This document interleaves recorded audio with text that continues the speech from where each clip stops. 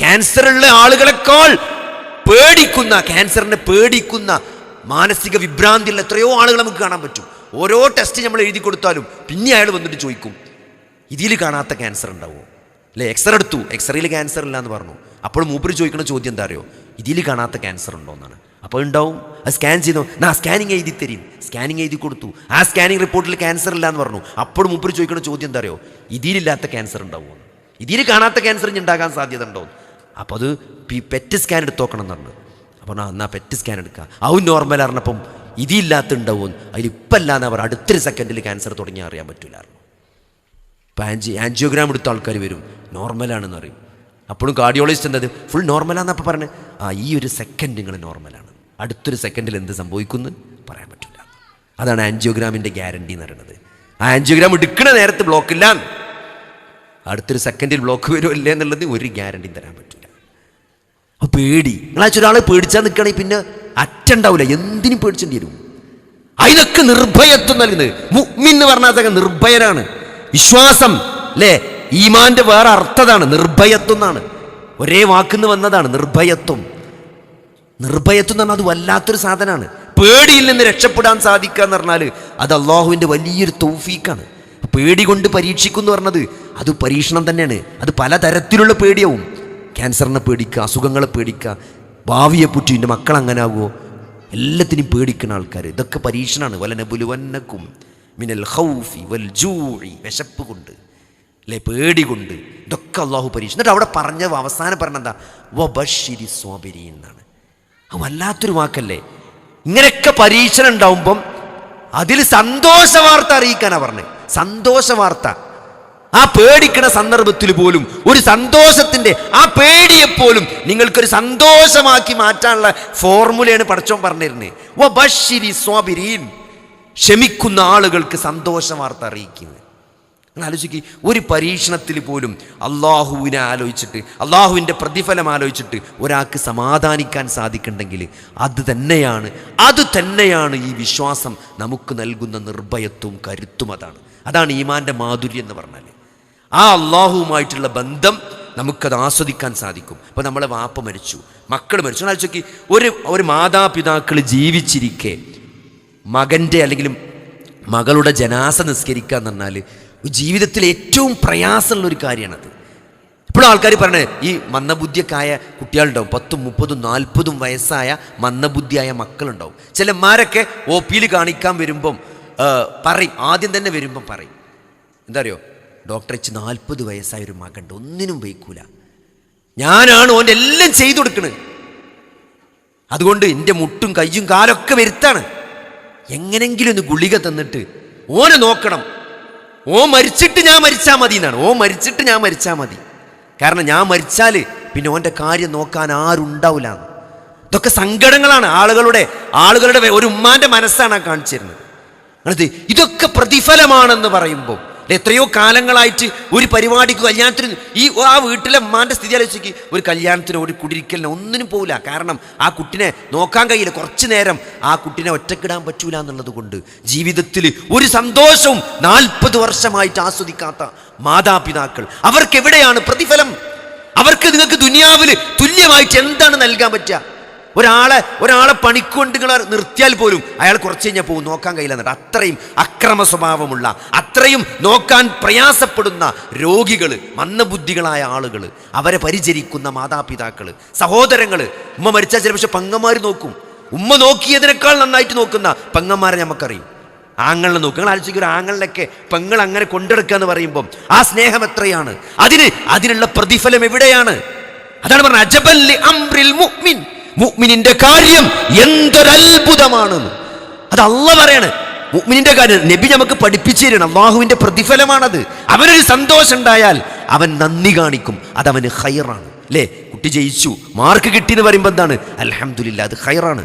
അല്ലേ, ഒരു വണ്ടി വാങ്ങി, നമ്മളെ വണ്ടി ഒരു ചെറിയ വണ്ടിയാണെങ്കിലും നമ്മളെ സൗകര്യത്തിനനുസരിച്ച് പോകാൻ ഒരു സംവിധാനമുണ്ട് എന്നത്, അത് അൽഹംദുലില്ലാ.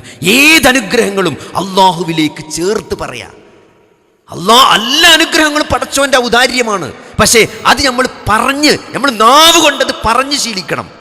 അള്ളാഹുവിൻ്റെ കാര്യം ഏതൊരനുഗ്രഹവും മാഷാ അല്ലാഹ് ലാ ഖുവത ഇല്ലാ ബില്ലാ. ആ തോട്ടക്കാർ ആ തോട്ടത്തിൽ കയറിയപ്പം അങ്ങനെ പറഞ്ഞുകൂടായിരുന്നോ എന്ന് സൂറത്തുൽ കഹ്ഫിലൂടെ നമ്മളെ ആഴ്ചയിൽ പടച്ചോൻ റിമൈൻഡ് ചെയ്യാണ്. ഒരു അനുഗ്രഹം കിട്ടുമ്പോൾ എന്ത് പറയണം? മാഷാ അല്ലാഹ് ലാ ഖുവത ഇല്ലാ ബില്ലാ എന്ന് സൂറത്തുൽ കഹ്ഫിലൂടെ എല്ലാ വെള്ളിയാഴ്ചയും നമ്മളെ പഠിപ്പിക്കാണ്. ഏതൊരു അനുഗ്രഹവും അത് അല്ലാഹുവിൽ നിന്നുള്ളതാണ് എന്ന് പറഞ്ഞ് ശീലിക്കണം. ആൾക്കാർ പലപ്പോഴും പറഞ്ഞോ ഞാൻ ചോര നീരാക്കി ഉണ്ടാക്കിയതാണെന്നാ പറയാം. ബിസിനസ്സിലൊക്കെ ലാഭം കിട്ടിയാൽ പറയാം എൻ്റെ സ്ഥാപനങ്ങൾ ഇതൊക്കെ ഞാൻ ചെറുപ്പത്തിൽ അവിടെ അങ്ങനെ നടന്ന മരുഭൂമിയിൽ അങ്ങനെ കഷ്ടപ്പെട്ട് അതിനേക്കാൾ കഷ്ടപ്പെട്ട് ഒന്നുമില്ലാതെ തിരിച്ചു വന്ന എത്ര ആളുകളെ നമുക്കറിയാം. നമ്മൾ കഷ്ടപ്പെട്ടു എന്നതല്ല നമ്മൾ വിജയിക്കാനുണ്ടായ മാനദണ്ഡം, അള്ളാഹുവിൻ്റെ ഔദാര്യമാണ്, പടച്ചോൻ്റെ ഒരു തൗഫീഖ് ഉണ്ടായി എന്നതാണ്. അത് പറയാൻ പഠിക്കണം, അത് പ്രഖ്യാപിക്കണം. ഏതൊരു അനുഗ്രഹത്തെയും അള്ളാഹുവിലേക്ക് ചേർത്ത് പറഞ്ഞുകൊണ്ടേയിരിക്കണം. അത് നമ്മൾ മനസ്സിലാക്കേണ്ട ഒരു കാര്യമാണ്. അതേപോലെ അപ്പോൾ ഒരു സന്തോഷം ഉണ്ടായാലും നന്ദി കാണിക്കും, അതവന് ഖൈറാണ്. കാരണം എന്താണ്? നന്ദി കാണിച്ച പടച്ചോൻ അനുഗ്രഹം വീണ്ടും വർദ്ധിപ്പിച്ചു കൊടുക്കുന്നതാണ്. ലഇൻ ശകർതും ലഅസീദന്നകും, നിങ്ങൾ നന്ദി കാണിച്ചാൽ നിങ്ങൾക്ക് ഞാൻ വർദ്ധിപ്പിച്ചു തരുന്നതാണ്. അതേപോലെ ഒരു പ്രയാസം ഉണ്ടായാലോ, ഒരു പ്രയാസമുള്ള കാര്യം ഉണ്ടായി, ഒരു മുസീബത്ത് ഉണ്ടായി, നമ്മൾ ക്ഷമിക്കും, വിശ്വാസി ക്ഷമിക്കും, അതും അവന് ഖൈറാണെന്നാണ്. ഇതിൻ്റെ റബ്ബ് എനിക്ക് തന്നതാണ്, ഇതിലെന്തോ ഖൈറുണ്ട്, എനിക്ക് മനസ്സിലായിട്ടില്ലെങ്കിലും അതിലൊരു ഖൈറുണ്ട്. കാരണം എന്നോട് പടച്ചോ ഇങ്ങനെ ചെയ്യൂല, അതാണ്. ഇങ്ങനെ ചെയ്യണമെങ്കിൽ എന്താ അപ്പം പടച്ചോ എൻ്റെ നേർക്ക് തിരിഞ്ഞിടുന്ന ആൾക്കാർ ചോദിക്കാം. എൻ്റെ കുട്ടി, ചില മക്കൾക്ക് അസുഖം വരും അല്ലേ, മക്കൾക്ക് അസുഖവും, ഒരു അന്ധനായ ഒരു ഉമ്മ കുട്ടി അന്ധനായിപ്പോയി. ഒരു നല്ലൊരു പ്രായത്തിൽ 10-35 വയസ്സായപ്പം ഒരു ദിവസം രാവിലെ മകന് കണ്ണ് കാണില്ല. അമ്മാൻ്റെ ഉമ്മ പറയാണ്, എൻ്റെ മോന് 32-33 വയസ്സായപ്പോൾ നല്ല ജോലിയൊക്കെ ചെയ്യുന്നു, അത് കണ്ണ് കാണാതായി, ഉണ്ടാക്കിയ സമ്പാദ്യം മുഴുവൻ ചെലവഴിച്ചു എന്നാണ്. ഒരു കാര്യം ഉണ്ടായില്ല, ഒരു തെറ്റുപോലും എൻ്റെ കുട്ടി ചെയ്തിട്ടില്ല. ഒരാളോട് പോലും ഒരു സഹായം ചെയ്ത് ചോദിക്കു വരുന്നവരോട് എന്തെങ്കിലും കൊടുത്തിട്ട് കൈ മടക്കി വിടുള്ളൂ. ഒരു സിഗരറ്റ് പോലും ഇത്രയും കാലവും വലിച്ചിട്ടില്ല. അത്രയും നല്ല കുട്ടി എൻ്റെ കുട്ടി. എന്ത് തെറ്റാണോ ചെയ്തതെന്നാണ്. അങ്ങനല്ല സഹോദരങ്ങളെ, തെറ്റ് ചെയ്തത് കൊണ്ടല്ല അള്ളാഹു നമ്മളെ പരീക്ഷിക്കുന്നത്. അങ്ങനെ ഓരോരുത്തരുടെയും കർമ്മങ്ങൾക്കനുസരിച്ചല്ല നമുക്ക് സുഖവും ദുഃഖവും അള്ളാഹു നൽകുന്നത്. ഇതൊരു പരീക്ഷണമാണ്. അപ്പോൾ ഏത് പ്രയാസം വരുമ്പോഴും അത് അള്ളാഹു എനിക്ക് അങ്ങനെ നൽകിയിട്ടുണ്ട് എങ്കിൽ അതിൽ അള്ളാഹുവിനൊരു യുക്തിയുണ്ട്. അള്ളാഹു എന്തോ ഒരു ഖൈർ എനിക്ക് ഉദ്ദേശിച്ചിട്ടുണ്ട്. കാരണം ഏറ്റവും കൂടുതൽ പരീക്ഷണങ്ങളിലൂടെ കടന്നുപോയവർ പ്രവാചകന്മാരാണ്. അത് മനസ്സിലാക്കണം. ഒരു പ്രയാസം വരുമ്പം പടച്ചോൻ വെറുത്തു എന്നല്ല, പടച്ചോൻ എന്നെ ഇഷ്ടമാണെന്നാണ് നമ്മൾ മനസ്സിലാക്കേണ്ടത്. കാരണം ഖലീലുല്ലാഹ് ഇബ്രാഹിം നബി അലൈഹിസ്സലാം ആരാണ്? ഖലീൽ എന്ന് പറഞ്ഞാൽ ഫ്രണ്ട് എന്നാണ്. അള്ളാഹുവിൻ്റെ ഫ്രണ്ടാണ് ആര്? ഇബ്രാഹിം നബി അലൈഹിസ്സലാം. നിങ്ങൾ ആലോചിച്ച് നോക്കി, എത്രത്തോളം പരീക്ഷണങ്ങളുടെ തീച്ചൂളയിലൂടെയാണ് ഇബ്രാഹിം നബി അലൈഹിസ്സലാം കടന്നുപോയത് അല്ലേ. വാർദ്ധക്യത്തിലെത്തി, കുട്ടികളില്ല, പ്രാർത്ഥിച്ച് ഒരു സന്താനത്തെ കൊടുത്തു. ആ സന്താനത്തെയും അതിൻ്റെ ഉമ്മാനെയും ആരോരുമില്ലാത്ത മരുഭൂമിയിൽ കൊണ്ടിടാൻ വേണ്ടി അള്ളാഹു പറഞ്ഞു എന്നാണ്. അവിടെ കൊണ്ടിട്ടാണ്. സ്വന്തം പിതാവ് നാട്ടിൽ നിന്ന് ആട്ടിയകറ്റാണ്, എറിഞ്ഞുകൊല്ലുന്ന പറഞ്ഞു. ഇവിടെ നിന്നാൽ ലനർജുമന്നല്ലേ, എറിഞ്ഞുകൊല്ലും. കാരണം എന്താണ്? പിതാവിൻ്റെ ആ വിഗ്രഹാരാധനക്കെതിരാണ് ഇബ്രാഹിം നബി അലൈഹിസ്സലാം. തീ കുണ്ടാരത്തിലേക്ക് ഇടാണ് രാജാവും പരിവാരങ്ങളും. ഭരണകൂട ഭീകരത, ഏറ്റവും വലിയ ഭരണകൂട ഭീകരതയുടെ ഇരയാണ് ഇബ്രാഹിം നബി അലൈഹിസ്സലാം. ആ തീ കുണ്ടാരത്തിലേക്ക് എറിയപ്പെട്ടു ലാ ഇലാഹ ഇല്ലല്ലാഹ് പ്രഖ്യാപിച്ചതിൻ്റെ പേരിൽ. നോക്കി, ആ വൈകി ജനിച്ച, ആ വാർദ്ധക്യത്തിൽ ജനിച്ച ആ കുട്ടിയെ ആ ആരോരുമില്ലാത്ത മരുഭൂമിയിൽ ഉപേക്ഷിച്ചു പോയ ആ കുട്ടിയെയും ഉമ്മയെയും, ആ കുട്ടി ഒരു പ്രായമായപ്പം അതിനെ അറുക്കണമെന്ന് കൽപ്പിച്ചു. അറുക്കണമെന്ന് പറഞ്ഞ ആ കുട്ടിനെ, അതിനും ഇബ്രാഹിം നബി തയ്യാറായി. ഇബ്രാഹിം അല്ലദീ വഫ എന്നാണ് ഖുർആൻ പറഞ്ഞത്. പരീക്ഷണങ്ങൾ മുഴുവൻ പൂർത്തിയാക്കിയ ഇബ്രാഹിം. അതുകൊണ്ടാണ് ഖലീലുല്ലാഹ്. അപ്പോൾ നിങ്ങൾ നബി സല്ലല്ലാഹു അലൈഹി വസല്ലം ആലോചിച്ച് നോക്കി, ഏറ്റവും കൂടുതൽ പരീക്ഷണങ്ങളിലൂടെ കടന്നുപോയ ലോക നേതാവാണ് മുഹമ്മദ് നബി സല്ലല്ലാഹു അലൈഹി വസല്ലം. അതുകൊണ്ട് ഒരു ഇടങ്ങേറ് ജീവിതത്തിൽ ചെറിയത് വരുമ്പം തളരാൻ പാടില്ല. ഏറ്റവും കൂടുതൽ പ്രതിസന്ധികളിലൂടെ കടന്നുപോയവർ പ്രവാചകന്മാരാണ്. ഈമാൻ അനുസരിച്ചാണ് അള്ളാഹു പരീക്ഷിക്കുക. അതിൽ വിഷമിക്കേണ്ട കാര്യം. അള്ളാഹ് വെറുത്തു എന്നല്ല, അള്ളാഹ്ക്കിന് ഇഷ്ടമാണെന്നാണ് നമ്മൾ വിചാരിക്കുന്നത്. കാരണം നമ്മൾ കുറേ ദീർഘമായി നമസ്കരിച്ച്, ദീർഘമായി നോമ്പ് നോറ്റ്, ദീർഘമായി ഖുർആൻ ഓതി, വലിയ ആബിദായി ഇബാദത്ത് ചെയ്ത് ആബിദീങ്ങളാകുന്ന ആളുകൾ എത്തുന്ന ദറജയിലേക്ക് അത്രയൊന്നും ഇബാദത്ത് ചെയ്യാത്ത ആളുകൾക്ക് എത്താൻ പറ്റുമെന്നാണ്. എങ്ങനെ? ഈ പരീക്ഷണങ്ങളിൽ നല്ലൊരു നിലപാട് സ്വീകരിച്ചാൽ. ഒരു പ്രയാസം വരുമ്പം അതിൽ ക്ഷമിച്ചാൽ, നല്ല നിസ്കാരം നോമ്പൊക്കെ നോറ്റ് നല്ല നിസ്കാരക്കാരായ, നോമ്പുകാരായ, സ്വതക്ക ചെയ്യുന്ന ആബിദീങ്ങളായ ആളുകളുടെ ദറജയിലേക്ക് അത്രയൊന്നും ഇബാദത്തില്ലാത്ത ആളുകളെ അള്ളാഹു അങ്ങോട്ട് വെറുതെ പൊക്കി കൊടുക്കുന്നതാണ്. അതിലൊരു ചാൻസാണ് ഈ പരീക്ഷണം എന്ന് പറഞ്ഞത്.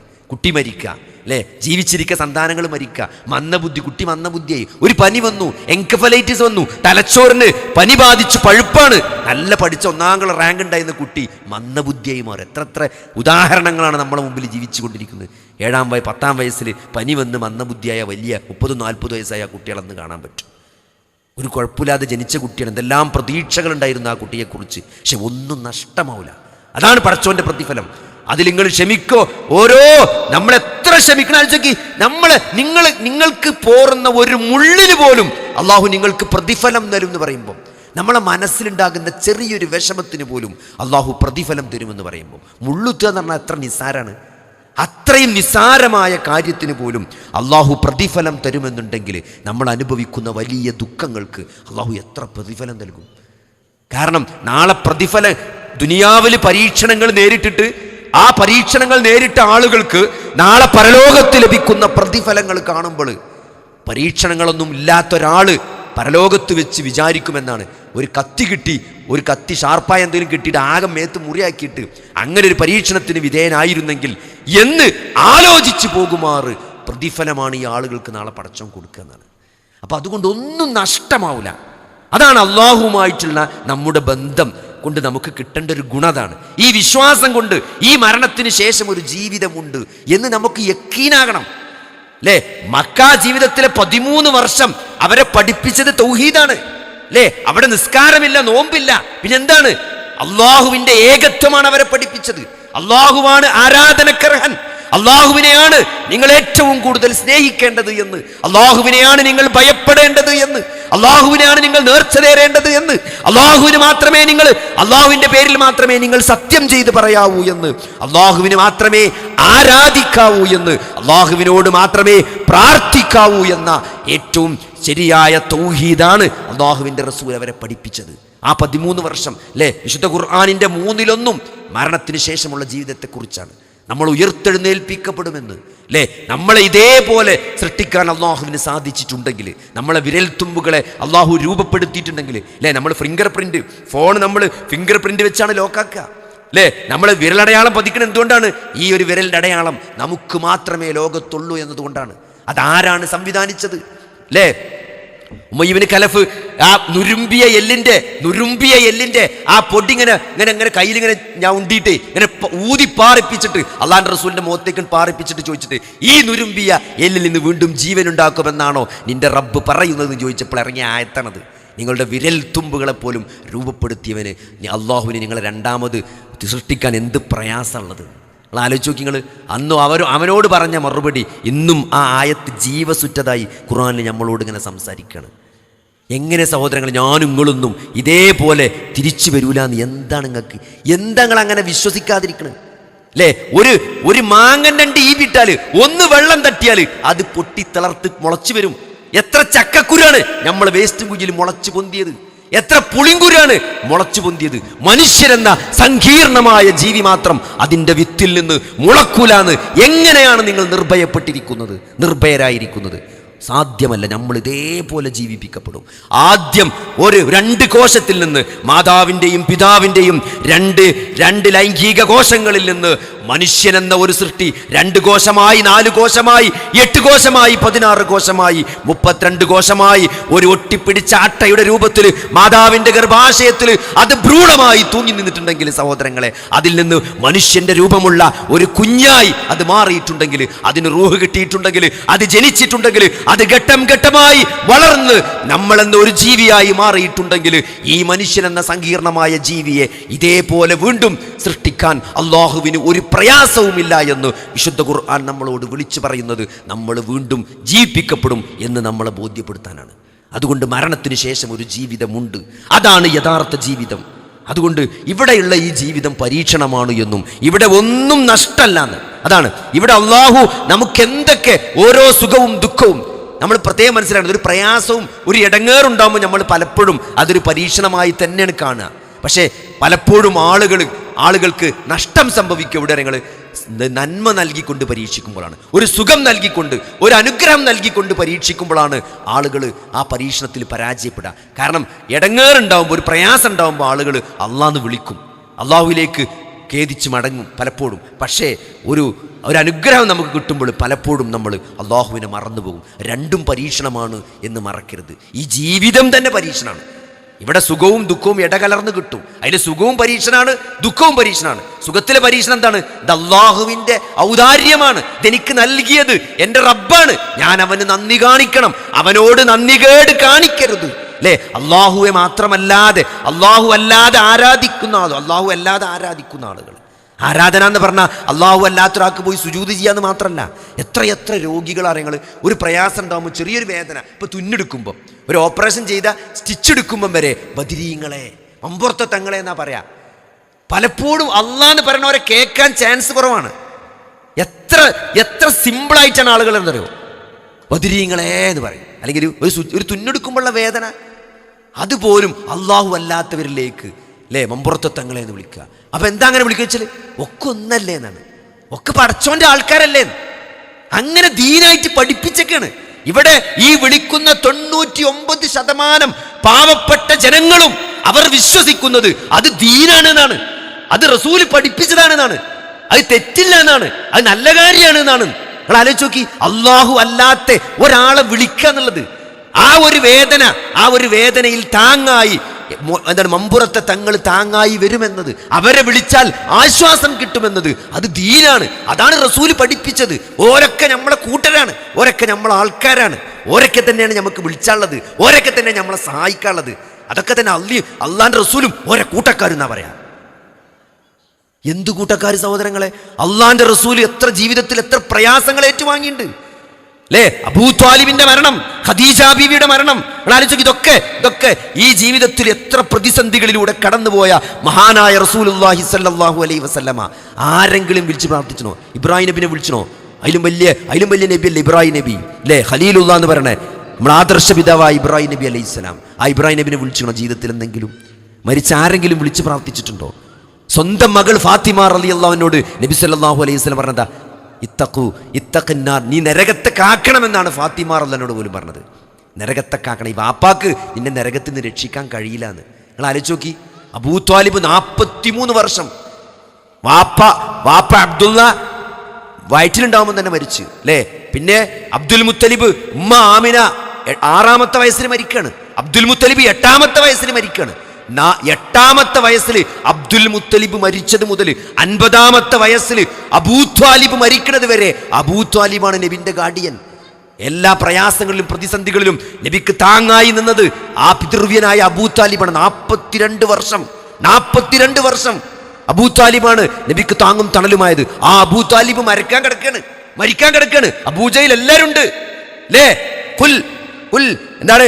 യാ അം ഖുൽ ലാ ഇലാഹ ഇല്ലല്ലാഹ്, അല്ലയോ പിതൃവ്യ, ലാ ഇലാഹ ഇല്ലല്ലാഹ് പറയ്, ഒന്ന് ലാ ഇലാഹ ഇല്ലല്ലാഹ് പറയ്. അള്ളാന്റെ അടുത്ത് ഞാനൊന്ന് പറഞ്ഞു നോക്കാം, നിങ്ങൾ ലാ ഇലാഹ ഇല്ലല്ലാഹ് പറയ് എന്ന് പറഞ്ഞപ്പം ലാ ഇലാഹ ഇല്ലല്ലാഹ് പറയാന് അബൂ ത്വാലിബ് തയ്യാറായില്ല എന്നാണ്. നബിക്ക് എന്തൊരു വിഷമുണ്ടായി, എന്തൊരു സങ്കടം ഉണ്ടായി.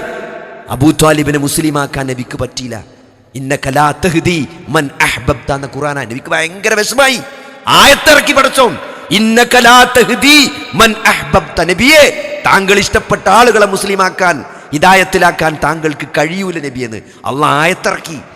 42 വർഷം സപ്പോർട്ട് ചെയ്ത് താങ്ങും തണലുമായി നിന്ന അബൂ ത്വാലിബിനെ മുസ്ലിമാക്കാൻ നബിക്ക് സാധിച്ചിട്ടില്ല.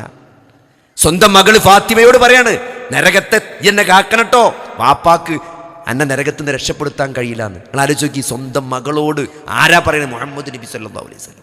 അതുകൊണ്ട് ഏതെങ്കിലും കുടുംബത്തിൽ ജനിച്ചു എന്നതുകൊണ്ടോ, ആരുടെയെങ്കിലും മുരീദായി എന്നതുകൊണ്ടോ, ഏതെങ്കിലും ത്വരീഖത്തിൽ കൂടി എന്നതുകൊണ്ടോ നാളെ നരകത്തിൽ നിന്ന് രക്ഷപ്പെടാൻ സാധ്യമല്ല സഹോദരങ്ങളെ. സ്വന്തം കർമ്മങ്ങൾ കൊണ്ട് നാളെ അള്ളാഹുവിന്റെ മുമ്പിൽ, അത് ഇബ്നു ഹാത്തിം ഉദ്ധരിക്കുന്ന ഹദീസിൽ കാണാം, നാളെ അള്ളാഹുവിന്റെ മുമ്പിൽ ഓരോരുത്തരും എഴുന്നേറ്റ് നിൽക്കുമെന്നാണ്. ഓരോരുത്തരും ഒരു ട്രാൻസ്ലേറ്റർ ഇല്ലാതെ, ഒരു തർജുമാനില്ലാതെ നാളെ എല്ലാവരും തന്റെ റബ്ബിനോട് സംസാരിക്കുമെന്നാണ്. അപ്പോൾ അവൻ തന്റെ വലതുഭാഗത്തേക്ക് നോക്കും, അവൻ ചെയ്തു വെച്ച കർമ്മങ്ങൾ അവൻ അവിടെ കാണുന്നതാണ്. അപ്പോൾ അവൻ തന്റെ ഇടതുഭാഗത്തേക്ക് നോക്കും, അവിടെ ചെയ്തു വെച്ച കർമ്മങ്ങൾ അവിടെ കാണുമെന്നാണ്. അപ്പോൾ അവൻ മുന്നിലേക്ക് നോക്കുമെന്നാണ്, അപ്പോൾ നരകത്തെ അവൻ അവിടെ കാണുമെന്നാണ്. നരകത്തെ കാണാൻ അവിടെ വെച്ച് നിർത്തിയിട്ട് നബി പറയാണ്, ഇത്തഖുന്നാർ, അല്ലയോ ജനങ്ങളെ, നിങ്ങൾ നരകത്തെ കാക്കണം കേട്ടോ.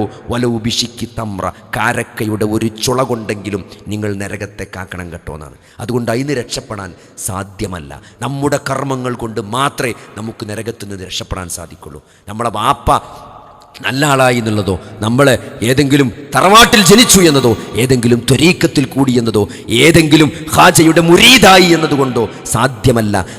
അബൂ ത്വാലിബിനെ മുസ്ലിമാക്കാൻ നബിക്ക് സാധിച്ചിട്ടില്ല സഹോദരങ്ങളെ. സ്വന്തം മകൾ ഫാത്തിമയെപ്പോലും നരകത്തിൽ നിന്ന് രക്ഷപ്പെടുത്താൻ സാധ്യമല്ല എന്നാണ് ഫാത്തിമ റളിയല്ലാഹു അൻഹയോട് പോലും നബി സല്ലല്ലാഹു അലൈഹി വസല്ലമ പറഞ്ഞത്. അതുകൊണ്ട് നരകത്തിൽ നിന്ന് രക്ഷപ്പെടണമെങ്കിൽ നമുക്ക് വേണ്ടി നമ്മൾ അധ്വാനിക്കുന്ന ഒരു ജീവിതമാണ്, ചെറിയ ആയുസ്സാണ് ഈ കടന്നു പോയിക്കൊണ്ടിരിക്കുന്നത്. അതുകൊണ്ട് അതിൽ കർമ്മങ്ങൾ ചെയ്യുക എന്നുള്ളതാണ് നമ്മളെ സംബന്ധിച്ചിടത്തോളം കരണീയമായിട്ടുള്ളത്. അതിന് വേണ്ടത് എന്താ ചോദിച്ചാൽ, ഇതൊക്കെ ചെയ്യുമ്പോൾ നമുക്കിതിലൊരു സന്തോഷം കിട്ടണം. ഇതൊക്കെ ഒരു പ്രയാസമായി തോന്നരുത് അല്ലേ.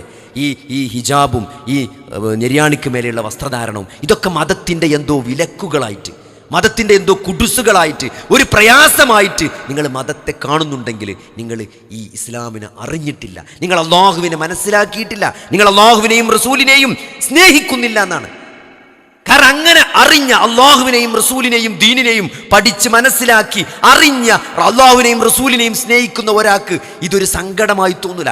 ഈ ദീൻ എന്നുള്ളത് ഒരു പ്രയാസമായി തോന്നൂല, ഇത് സന്തോഷമായിട്ടാണ് തോന്നുക അല്ലേ. നമ്മൾ ഓരോ ദിവസവും ഓരോ ഇബാദത്ത് ചെയ്യുമ്പോഴും എൻ്റെ അള്ളാഹുവിനെ സ്നേഹിക്കുന്ന ഒരാൾക്ക് ആ നമസ്കാരം ആസ്വാദ്യകരമാവും അല്ലേ. ഓരോ പ്രയാസങ്ങളിലും നമ്മൾ അള്ളാഹുവിൽ തവക്കുൽ ചെയ്യും. അള്ളാഹുവിൽ എപ്പോഴും നമുക്ക് തവക്കുൽ ചെയ്യാം, നമ്മൾ അള്ളാഹുവിനെ സ്നേഹിക്കുമ്പം, നമ്മൾ അള്ളാഹുവിനെ അറിയുമ്പം, നമ്മളെ പ്രശ്നങ്ങൾ പരിഹരിക്കാൻ കഴിവുള്ളവനാണ് എൻ്റെ റബ്ബ് എന്ന അറിവും വിശ്വാസവും യഖീനും ഒരാൾക്ക് ഉണ്ടാവുമ്പോഴാണ് ഒരാൾ അള്ളാഹുവിൽ ബരമേൽപ്പിക്കുക. ഇപ്പം എൻ്റെ എല്ലാ പ്രശ്നങ്ങളും ഞാൻ അറിയുന്നതിനേക്കാൾ എൻ്റെ റബ്ബിനറിയാം. എൻ്റെ റബ്ബ് അലീമാണ് അല്ലേ.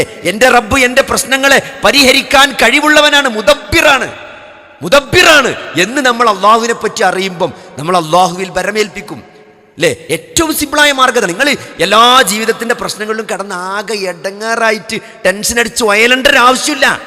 എല്ലാം പടച്ചോനിൽ സമർപ്പിച്ചാൽ മതി. അള്ളാഹുവിൽ വിശ്വസിക്കുകയും അള്ളാഹുവിന് ഇബാദത്ത് ചെയ്യുകയും അള്ളാഹുവിനോട് പ്രാർത്ഥിക്കുകയും അള്ളാഹുവിൽ ബരമേൽക്കുകയും ചെയ്യുക. ബാക്കിയൊക്കെ വരുന്നോടത്ത് വരട്ടെ. നമ്മൾ ചെയ്യേണ്ടത് നമ്മൾ ചെയ്യുക, ബാക്കി പടച്ചോന് വിട്ടുകൊടുക്കുക. കാരണം നമ്മുടെ ഗാർഡിയനാണ് പടച്ചോൻ. നമ്മൾ ഏറ്റവും കൂടുതൽ സ്നേഹിക്കുന്നത് പടച്ചോനെയാണ്. അതുകൊണ്ട് നമ്മളെ പടച്ചോൻ തിരിച്ചു സ്നേഹിക്കും. അതുകൊണ്ട് എന്ത് പടച്ചോൻ നമുക്ക് വിധിച്ചിട്ടുണ്ടെങ്കിലും അതിലൊരു ഖൈർ ഉണ്ടാകും എന്ന ഹുസ്നുൽ ളന്നു ബില്ലാ, അള്ളാഹുവിനെ കുറിച്ച് നല്ലൊരു വിചാരം ഉണ്ടാകുക എന്നുള്ളത്. നിങ്ങളൊരാളും തന്നെ മരിച്ചു പോകരുന്ന നബി പറഞ്ഞത് അള്ളാഹുവിൽ നല്ലൊരു വിചാരം ഉണ്ടായിക്കൊണ്ടല്ലാതെ. അപ്പോൾ ആ വിചാരം എന്ന് പറഞ്ഞാൽ എന്താണ്? എന്തൊരു പ്രയാസം വരുമ്പോഴും എൻ്റെ പടച്ചോനിക്ക് അങ്ങനെ വിധിച്ചിട്ടുണ്ടെങ്കിൽ അതിലൊരു ഖൈർ ഉണ്ടാവും. കാരണം ഞാൻ എൻ്റെ റബ്ബിനാണ് ഏറ്റവും കൂടുതൽ സ്നേഹിക്കുന്നത്. അതുകൊണ്ട് എൻ്റെ റബ്ബിനെ എന്ത് ചെയ്യൂല, ഇടങ്ങാറാക്കൂല. ഒരു ഇടങ്ങേറ് നമുക്ക് തോന്നുന്നുണ്ടെങ്കിലും അതിലൊരു ഖൈർ ഉണ്ടാവും. കാരണം എനിക്കതാണ് ഖൈർ എന്നതുകൊണ്ടാണ് ഞാൻ എത്ര ചോദിച്ചിട്ടും എൻ്റെ മകന് റാങ്ക് കിട്ടാത്തത്, എൻ്റെ മകന് എൻട്രൻസ് കിട്ടാത്തത് എന്താണെന്ന് ചോദിച്ചാൽ അതിൽ ഖൈറില്ല എന്നതുകൊണ്ടായിരിക്കും എന്ന് ആശ്വസിക്കാൻ ഒരു വിശ്വാസിക്ക് സാധിക്കുമെന്നുള്ളതാണ്. അപ്പോൾ ആ ഒരു നിലവാരത്തിലേക്ക് നമ്മുടെ വിശ്വാസം വരണമെങ്കിൽ നമുക്ക് ജീവിതത്തെക്കുറിച്ച് ഇങ്ങനത്തെ നല്ലൊരു കാഴ്ചപ്പാട് വേണം. ഈ ജീവിതം ഇവിടെ അവസാനിക്കുന്നില്ല എന്നും മരണത്തിന് ശേഷമുള്ള യഥാർത്ഥ ജീവിതമാണ് ജീവിതം എന്നും അവിടെ രക്ഷപ്പെടണമെങ്കിൽ ഇവിടെ എല്ലാം എന്ത് ചെയ്യണം, ഇവിടെ നമ്മൾ എന്ത് ചെയ്യണം, ഇതൊക്കെ ഒരു പരീക്ഷണമാണ് എന്ന് മനസ്സിലാക്കിക്കൊണ്ട് സുഖവും ദുഃഖവുമെല്ലാം ആ ഒരു ലെവലിൽ കണ്ടുകൊണ്ട് നമ്മളെന്താ പറയുക, നമ്മളെ പ്രശ്നം എന്താ വെച്ചാൽ ഇവിടെ ഉണ്ടാക്കിയ ഒരു വൈബുണ്ട്.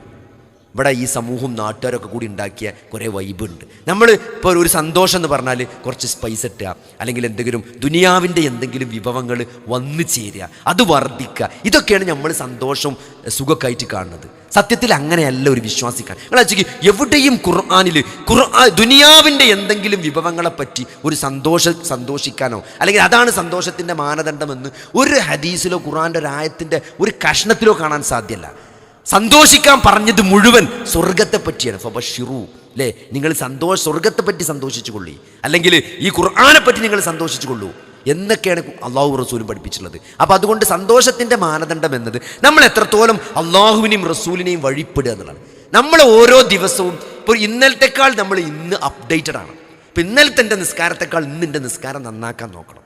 ഇന്നത്തെ നിസ്കാരത്തെക്കാൾ നന്നാകണം എൻ്റെ നാളത്തെ നിസ്കാരം അല്ലേ? നാളെ ഇന്നിപ്പോൾ ഞാൻ രാവിലെ ദിക്ർ ചെല്ലാൻ കുറച്ച് വിട്ടുപോയിട്ടെങ്കിൽ നാളെ അത് സംഭവിക്കാൻ പാടില്ല.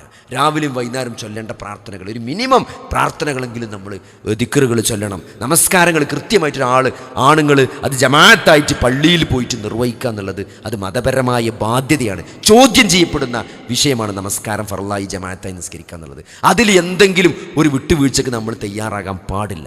അങ്ങനെ ഇതൊക്കെ ജീവിതത്തിൽ അള്ളയും റസൂലും ഇഷ്ടമല്ലാത്ത ഒരു കാര്യത്തിന് ഞാൻ കൂട്ടുനിൽക്കൂല. അതാണ് നമുക്ക് ഏറ്റവും പ്രയോറിറ്റി. എൻ്റെ ജീവിതത്തിലെ ഏറ്റവും പ്രയോറിറ്റി എന്താണ്? എൻ്റെ ഒരു വാക്കാകട്ടെ, എൻ്റെ ഒരു പ്രവൃത്തിയാകട്ടെ, എൻ്റെ ഒരു സംസാരമാകട്ടെ, എൻ്റെ ഒരു മെസ്സേജ് ആകട്ടെ, എൻ്റെ ഒരു വോയിസ് ആകട്ടെ, ടെക്സ്റ്റ് ആകട്ടെ, എൻ്റെ വിരൽ തുമ്പ്, എൻ്റെ നാവ് എന്തെങ്കിലും ഒന്ന് ചലിക്കുന്നുണ്ടെങ്കിൽ അത് അള്ളാഹുവിനും റസൂലിനും ഇഷ്ടമല്ലാത്തൊരു കാര്യത്തിനാകൂല.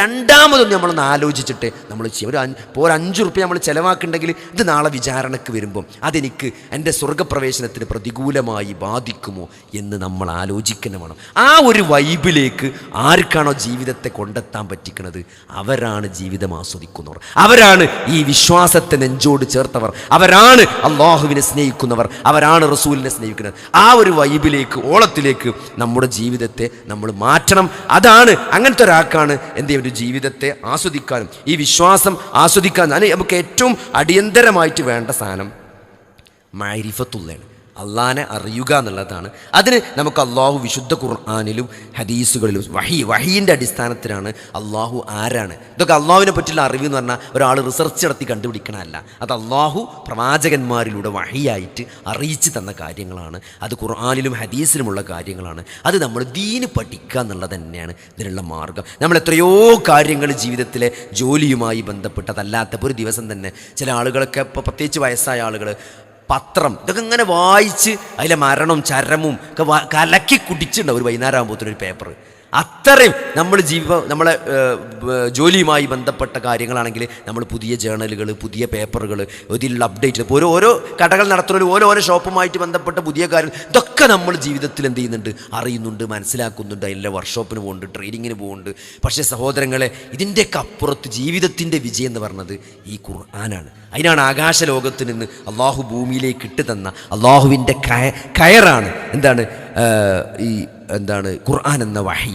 അത് പഠിക്കാനും മനസ്സിലാക്കാനും നമ്മൾ മെനക്കെടന്നെ വേണം. ഈ സഹാബികളൊന്നും നമ്മൾ വിചാരിച്ച ഓലൊക്കെ അറബികളായതുകൊണ്ട് ഓലൊക്കെ ഇങ്ങനെ ഖുർആൻ അങ്ങനെ പഠിച്ചു പോയതാണ്. അല്ല, അവരൊക്കെ സ്ട്രെയിൻ എടുത്തിട്ട്, സ്ട്രെസ് എടുത്തിട്ടാണ്. നബി സല്ലല്ലാഹു അലൈഹി വസല്ലമ പോലും നിങ്ങളിങ്ങനെ നാവിട്ടടിക്കേണ്ട പ്രവാചകരെ, ഞാൻ നിങ്ങൾക്ക് ഖുർആൻ പഠിപ്പിച്ചു തരാം എന്ന് ഖുർആനിലെ ആയത്തിറങ്ങിയതാണ്. ഒരു വഹിയും കേട്ട് അവതരിക്കുമ്പോൾ, ഒരു വഹി ജിബ്രീൽ ഇങ്ങോട്ട് അവതരിപ്പിച്ച് നബിക്ക് ചൊല്ലിക്കൊടുത്തിട്ട് ജിബ്രീൽ ഇങ്ങോട്ട് പോകുമ്പോഴത്തിന് നബിക്ക് ടെൻഷനാണ്, ഇത് മറന്നു പോകുമെന്ന്. എന്നിട്ട് നബി ഇങ്ങനെ ചെല്ലി പിന്നി ചെല്ലാണ്. നാവിട്ടടിക്കുക എന്നാ പഠിച്ചോൻ പറഞ്ഞു അല്ലേ? എന്തിനാണ് പ്രവാചകരെ നിങ്ങളിങ്ങനെ നാവിട്ടടിച്ചടങ്ങാറാണ്?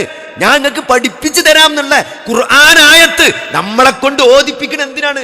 നബി അത്രയും സ്ട്രെയിൻ ചെയ്തിട്ടുണ്ട് ഈ ഖുർആൻ പഠിക്കാൻ. ആലോചിച്ചുണ്ടോ നിങ്ങൾ? ആ ഖുർആന്റെ ആയത്താണ്, പ്രവാചകരെ താങ്കൾ ഇങ്ങനെ നാവിട്ടടിക്കണ്ട, ഞാൻ നിങ്ങൾക്ക് ഖുർആൻ പഠിപ്പിച്ചു തരാം എന്ന ആയത്തിറങ്ങാനുള്ള കാരണം എന്താ? വഹി വന്നു പോകുമ്പം നബിക്ക് ടെൻഷനാണ്, മറന്നു പോകുമെന്ന്. അപ്പൊ നബി എന്ത് ചെയ്യും? വന്ന വഹി പിന്നെ ഇങ്ങനെ ഓതിക്കൊണ്ടിരിക്കുന്നു. അപ്പൊ അള്ളാഹ് ആയത്തിറക്കി, ബേജാറാകണ്ട, ഞാൻ പഠിപ്പിച്ചു തരാം. അപ്പൊ നബി അത്രയും സ്ട്രെസ് എടുത്തിട്ടുണ്ട്, സ്ട്രെയിൻ ചെയ്തിട്ടുണ്ട് ഈ ഖുർആൻ പഠിക്കാൻ. ഈ ഉമർ റളിയല്ലാഹു അൻഹു 12 വർഷം കൊണ്ട് ബക്കറ പഠിച്ചു എന്ന് പറയുന്നത് ആലോചിച്ച് നോക്കി. ബക്കറ പഠിച്ചാൽ 12 കൊല്ലമാണോ? ഇഫ്ളാക്കണ നല്ല ബുദ്ധിയുള്ള കുട്ടികൾ 2 മാസം കൊണ്ട് 1 മാസം കൊണ്ടൊക്കെ ബക്കറ പഠിച്ച് കാണിച്ചു തരും. അപ്പോൾ 12 കൊല്ലം കൊണ്ട് ബക്കറ പഠിച്ചെന്ന് പറഞ്ഞാൽ അതങ്ങനെയാണ് പഠിക്കുക. അത് ജീവിതമാണ്. ജീവിതത്തിൽ ഖുർആൻ ഉണ്ടാകണം. അതുകൊണ്ട് ഇതൊന്നും പ്രായമായി എന്ന് പറയാനോ സമയമില്ല എന്ന് പറയാനോ ഒഴിവില്ല എന്ന് പറയാൻ പാടില്ല. എല്ലാത്തിനും നമുക്ക് സമയമുണ്ട്. പിന്നെ എന്താ അറിയോ, ഒരു സമയമുള്ളൊരു സമയം വരും, എല്ലാവർക്കും വരും. മരിക്കണീന് മുമ്പ് ഒരു സമയം വരും. ഇതിനൊക്കെ പ്രാധാന്യമുണ്ട്, ഇതൊക്കെയാണ് കാര്യം എന്ന് തിരിച്ചറിയുന്ന ഒരു സമയം വരും. പക്ഷെ പിന്നെ അധികം ആയുസ് ഉണ്ടാവില്ല. ആ തിരിച്ചറിവ് വന്നു കഴിഞ്ഞാൽ, മരണം ഉറപ്പായി കഴിഞ്ഞാൽ, ആ സഹോദരിക്ക് സംഭവിച്ച പോലെ ഒരു സ്കാൻ ചെയ്തിട്ട് ഇതാ ക്യാൻസർ അതിൻ്റെ ലാസ്റ്റ് സ്റ്റേജിലാണ്, നിങ്ങളുടെ ദിവസങ്ങൾ എണ്ണപ്പെട്ടു എന്ന് പറയുമ്പം നമുക്ക് തിരിച്ചറിവുണ്ടാവും. പക്ഷേ പിന്നെ നമുക്ക് അധികം ദിവസം ഉണ്ടാവില്ല ഇതൊന്നും മനസ്സിലാക്കാനും പഠിക്കാനും. അതുകൊണ്ട് ഇതൊരു ജീവിതത്തിൻ്റെ ഭാഗമാക്കാൻ ശ്രമിക്കുക. ഈ ഖുർആൻ പഠിക്കുക, അത് പ്രയോഗവൽക്കരിക്കുക എന്നുള്ളത്, അത് നമ്മുടെ ഒരു മുസ്ലിം എന്ന് പറഞ്ഞാൽ, ആ മുസ്ലിം എന്ന് പറഞ്ഞാൽ പറഞ്ഞാൽ ആരാണ്? ഈ വഹി കൃത്യമായിട്ട് പഠിക്കുകയും അത് ജീവിതത്തിൽ കൊണ്ടു നടക്കുകയും ചെയ്യുന്ന ആളുകൾക്കാണ് മുസ്ലിം എന്ന് പറയാം. അപ്പോൾ അതുകൊണ്ട് നമ്മൾ അതിനുള്ള ഇഷ്ടംപോലെ സംവിധാനങ്ങൾ, ഖുർആൻ ഓഫ്ലൈനായിട്ടും ഓൺലൈനായിട്ടൊക്കെ പഠിക്കാനുള്ള ഒട്ടേറെ സംവിധാനങ്ങൾ നമുക്കുണ്ട്. അതൊക്കെ ഉപയോഗപ്പെടുത്തിക്കൊണ്ട് നമ്മൾ ദീൻ പഠിക്കണം. ഞാൻ നേരത്തെ പറഞ്ഞ സൂറത്ത് ജുമുഅയിലെ 2-ാമത്തെ ആയത്തിൽ വയുഅല്ലിമുഹുമുൽ കിതാബ എന്നാണ് അള്ളാഹ് പറഞ്ഞത്. അവരെ ഖുർആൻ പഠിപ്പിച്ചു എന്നാണ്, ഓതിക്കൊടുത്തു എന്നല്ല. വെറും ഓതി കേട്ട് പോകല്ല, പഠിപ്പിച്ചൊക്കെയാണ്, അവർ പഠിച്ചൊക്കെയാണ്. അപ്പം അങ്ങനെ നമ്മൾ ഖുർആൻ സീരിയസ് ആയിട്ട് പഠിക്കാൻ നമ്മൾ തയ്യാറാകണം. അതിലൂടെ എന്ത് ചെയ്യാൻ പറ്റും? നമുക്ക് വലിയ മാറ്റമുണ്ടാകും. കാരണം ആ ഖുർആനാണ് ചരിത്രത്തിൽ ഇത്ര വലിയ മാറ്റമുണ്ടാക്കി. ഇമാം മാലിക് പറഞ്ഞ പോലെ മുൻഗാമികൾ എന്തൊന്നുകൊണ്ടാണോ മാറിയത് അതുകൊണ്ട് തന്നെയാണ് പിൻഗാമികൾക്കും മാറാൻ പറ്റുള്ളൂ എന്നുള്ളത്. ആ ഖുർആനാണ്, ആ ആയത്തുകൾ നബി സല്ലല്ലാഹു അലൈഹി വസല്ലമ സഹാബത്തിന് ഓതിക്കൊടുത്ത ഖുർആൻ വചനങ്ങൾ, അത് സഹാബികൾ താബിഈങ്ങൾക്ക് പകർന്നു കൊടുത്തു.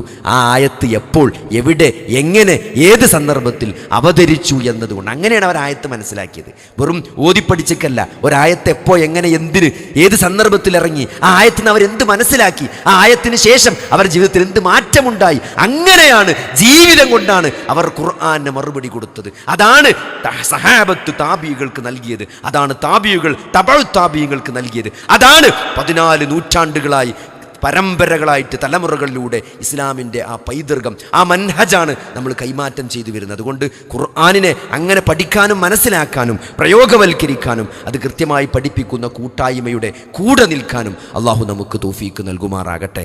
എല്ലാ തിന്മയുടെയും ബാത്തിലിൻ്റെയും അതിൻ്റെ ആളുകളിൽ നിന്നും അള്ളാഹു നമ്മളെ കാത്തു രക്ഷിക്കുമാറാകട്ടെ. റബ്ബന ആതിന ഫിദ്ദുനിയ ഹസനതൻ വഫിൽ ആഖിറതി ഹസനതൻ വഖിന അദാബന്നാർ. അല്ലാഹുമ്മ ഗഫിർ ലിൽ മുഅ്മിനീന വൽ മുഅ്മിനാത്ത് വൽ മുസ്ലിമീന വൽ മുസ്ലിമാത്ത്. اللهم أعز الإسلام والمسلمين وأذل الشرك والمشركين. ربنا ظلمنا أنفسنا وإن لم تغفر لنا وترحمنا لنكونن من الخاسرين. ربنا هب لنا من أزواجنا وذرياتنا قرة أعين واجعلنا للمتقين إماما. اللهم أحينا على الكتاب والسنة وأمتنا مع الإيمان والتوبة. توفنا مسلمين وألحقنا بالصالحين. ربنا لا تزع قلوبنا بعد إذ هديتنا وهب لنا من لدنك رحمة إنك أنت الوهاب. اللهم يا مقلب القلوب ثبت قلوبنا على دينك. اللهم يا مسرف القلوب سرف قلوبنا على طاعتك. آمين آمين برحمتك يا أرحم الراحمين. اللهم صل على محمد وعلى آل محمد والحمد لله رب العالمين.